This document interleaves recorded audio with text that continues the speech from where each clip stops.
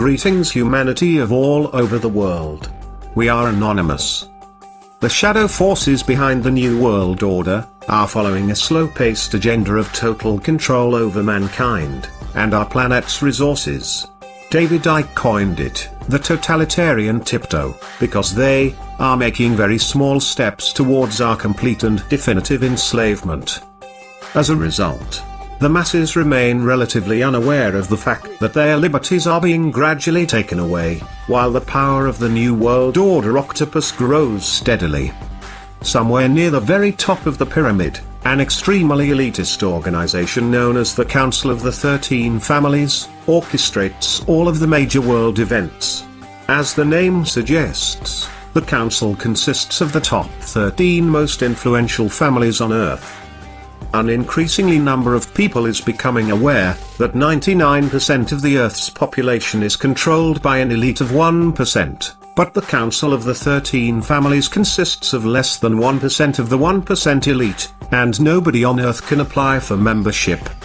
In their opinion, they are entitled to rule over the rest of us, because they believe that they are the direct descendants of the ancient gods, and consider themselves royal.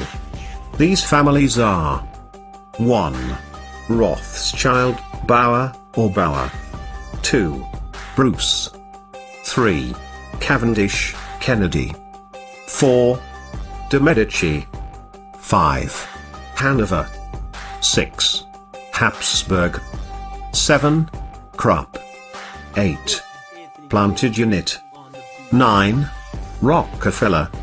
10. Romanov. 11. Sinclair, St. Clair. 12. Warburg, Del Banco. 13. Windsor, Saxe-Coburg-Gotha. Personally, I suspect that this may not be the complete list, and some very powerful lineages are still unknown to us.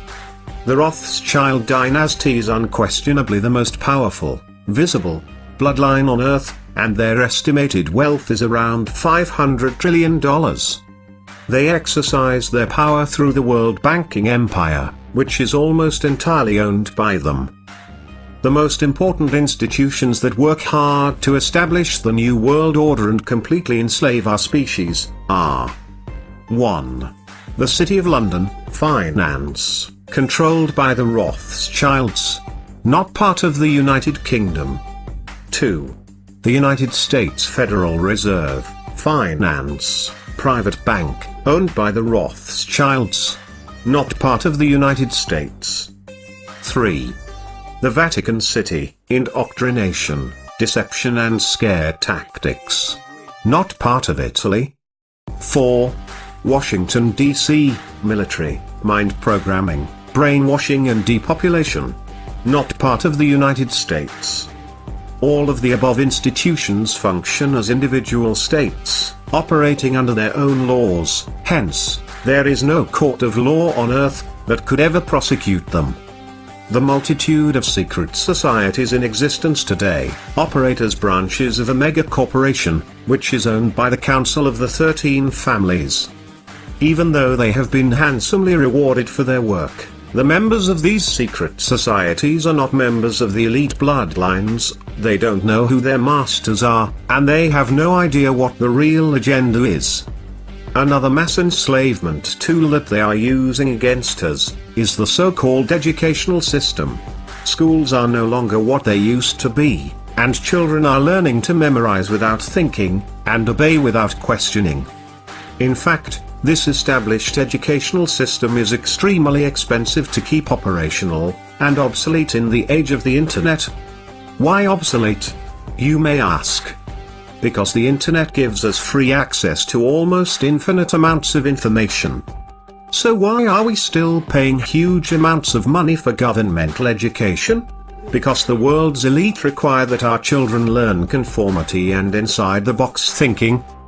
Mankind's faith is hanging in the balance right now, as the control of the New World Order octopus spreads. On the one hand, we are very close to our complete enslavement, while on the other hand, we could easily crumble to the ground their pyramid of power, by simply uniting against their deception in a peaceful revolution of minds, hearts and souls. We've asked for years what their greatest weapon of enslavement is. Is it poor education combined with constant indoctrination? Is it the fear generated by religion? Is it the fear of being punished, jailed, or killed by the system? Or is it the invisible enslavement of the monetary system? In our opinion, all of the above combined had a huge impact on our society and the way we think, but their biggest weapon is hands down the financial system.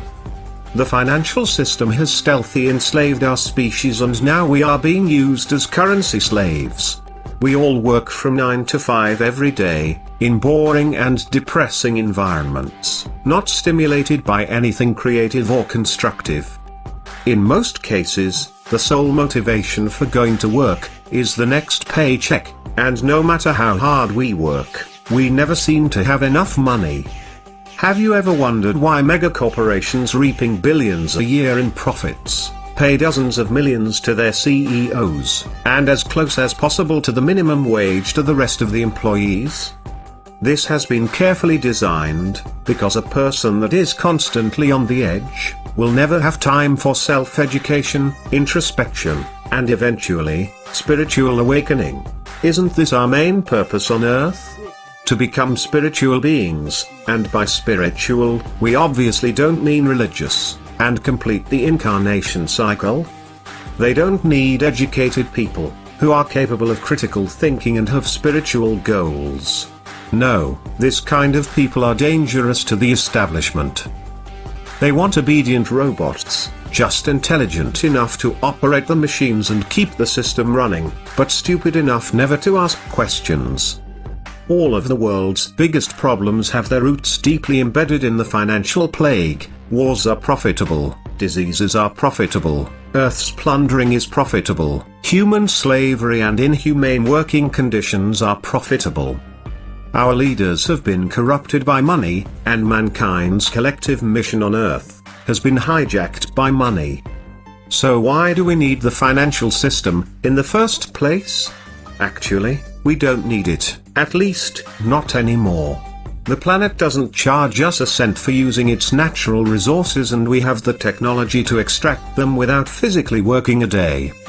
More to the point, there are brilliant minds out there, discussing the concept of a resource-based economy for decades. One example is Mr. Jack Fresco, a brilliant industrial designer and social engineer, who spent most of his life designing the future. The cities proposed by Mr. Jack Fresco will be built by autonomous construction robots and will be eco-friendly and self-sustainable, earthquake and fireproof. Other people are already discussing the transition plan towards the economy of the future, where money are no longer required, and all individuals will be offered the best conditions to reach their highest potentials, all for the benefit of our species as a whole. So, our question is, are we ready to embrace the future and escape the control of the elite in a world without money? Or are we going to allow the New World Order plan to happen? We are all anonymous by default. United as one. Divided by none. To the rich, greedy, filthy slave creators. You will be removed. Expect that.